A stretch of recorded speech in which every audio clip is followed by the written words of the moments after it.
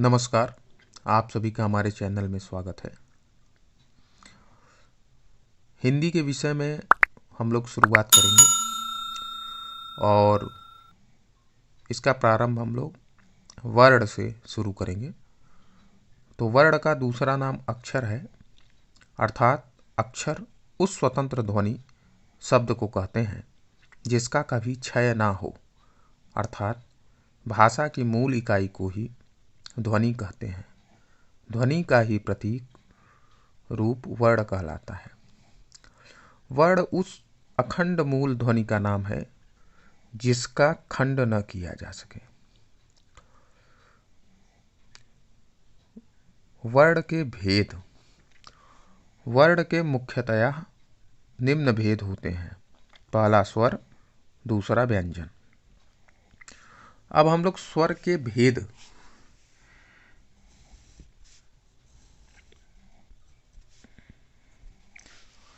इसमें पहला है ह्रस्व स्वर या एक मात्रिक, दूसरा है दीर्घ स्वर या द्विमात्रिक और तीसरा है प्लूत स्वर या त्रिमात्रिक।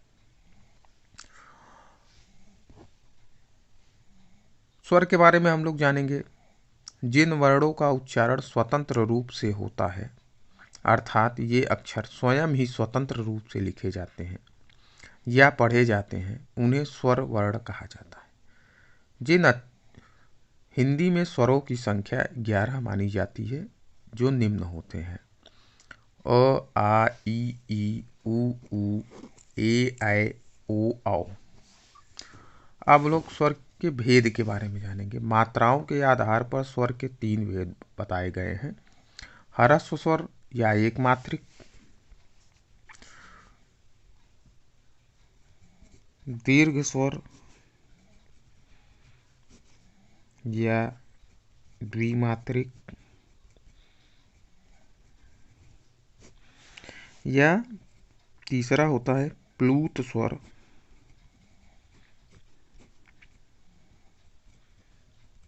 त्रिमात्रिक। स्वर के भेद में ह्रस्व स्वर जिन वर्णों के उच्चारण में कम समय लगता है उन्हें ह्रस्व या मात्रिक स्वर कहते हैं। इनकी संख्या 4 होती है: अ, ई, उ, री। दूसरा है दीर्घ या द्विमात्रिक स्वर। जिन वर्णों के उच्चारण में ह्रस्व से 2 गुना समय लगता है उसे दीर्घ या द्विमात्रिक स्वर कहते हैं और इनकी संख्या 3 मानी जाती है: आ, ई, उ। ध्यान देने वाली बात है कि आप लोग कभी कभी प्रश्न पूछा जाता है कि ह्रस्व स्वर की संख्या कितनी होती है, तो इसको आप लोग ध्यान दे दीजिए, 4 होती है।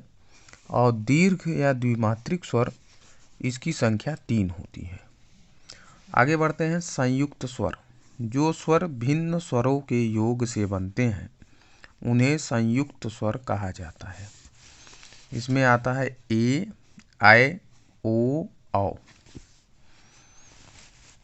प्लूत या त्रिमात्रिक स्वर। प्लूत का अर्थ है उछलता हुआ।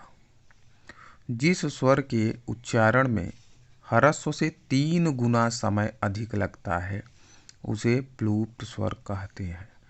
इसकी संख्या 1 मानी जाती है। ओम, ये इस तरह से लिखा जाता है। ध्यान दें, ये प्रश्न अक्सर आता है और इसकी संख्या 1, संख्या के बारे में भी प्रश्न आता है कि प्लूत स्वर के कितनी संख्या होती है। तो इसको आप लोग दिमाग में बैठा लीजिए। नोट: प्लूत स्वर का प्रयोग गाने में, रोने में, चिल्लाने में अथवा संबोधित करने में किया जाता है। दूसरा, अंग, अह न तो स्वर है और न ही व्यंजन, इन्हें आयोगवाह भी कहा जाता है। ध्यान दीजिए, आयोगवाह कभी कभी प्रश्न में आ जाता है कि आयोगवाह स्वर कौन से हैं या वर्ण कौन से हैं। तो आयोगवाह वर्ण अंग अह होता है।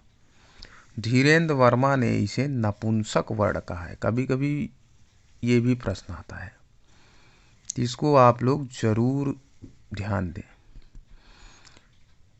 क्योंकि कंपटीशन में ऐसे ही प्रश्न आते हैं जो आपको कंफ्यूज कर देते हैं। व्यंजन वर्ण के दूसरे प्रकार के बारे में अब हम लोग पढ़ेंगे।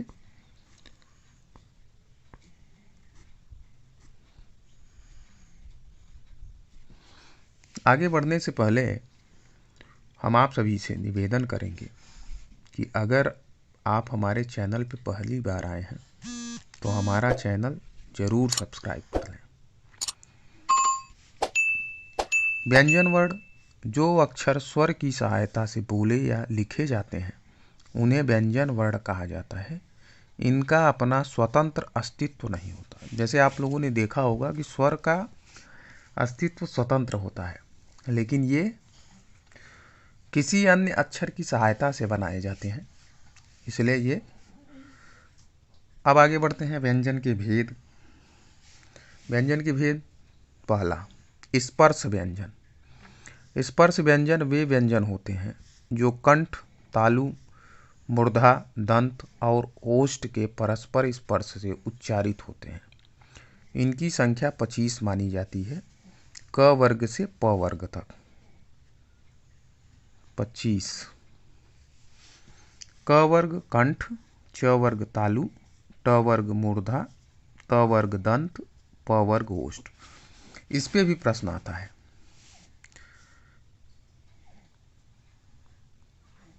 कि क वर्ग कंठ, तालु, मूर्धा, दंत, 4 ऑप्शन मिलेंगे, आपको उसमें से सही उत्तर देना होता है। स्पर्श व्यंजन के वर्णों को उदित वर्ण भी कहा जाता है। कभी कभी इस तरह से आ जाता है कि उदित वर्ण किसे कहा जाता है या किस व्यंजन को कहा जाता है, तो वहाँ पे आप लोगों को सही उत्तर देने में आसानी होगी। दूसरा प्रकार है अंतस्थ व्यंजन। जिन व्यंजन वर्णों के उच्चारण में श्वास अंदर की तरफ खींची जाए उन्हें अंतस्थ व्यंजन कहते हैं। इनकी संख्या 4 मानी गई है, जो निम्न है: य, र, ल, व। आगे ऊष्म व्यंजन या संघर्षी व्यंजन। जिन वर्णों के उच्चारण से शरीर में गर्मी उत्पन्न हो जाए उन्हें ऊष्म या संघर्षी व्यंजन कहा जाता है। इनकी भी संख्या 4 मानी गई है: स, श, स, ह। संयुक्त या मिश्रित व्यंजन। जो व्यंजन दो भिन्न व्यंजनों के योग से बनता है उसे संयुक्त व्यंजन कहते हैं। हिंदी में संयुक्त व्यंजनों की संख्या 4 मानी गई है: छ, त्र, ज्ञ, स्र। छ, क, स। इसलिए आप लोगों ने देखा होगा कि इंग्लिश में के, यस, यच, ए। त्र,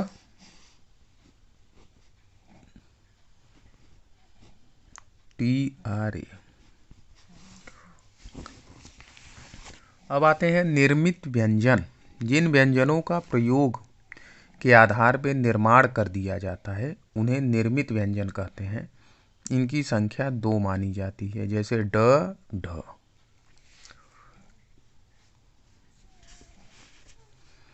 निर्मित व्यंजन को द्विगुण, आगत और उत्तीक्ष वर्ण व्यंजन कहा जाता है।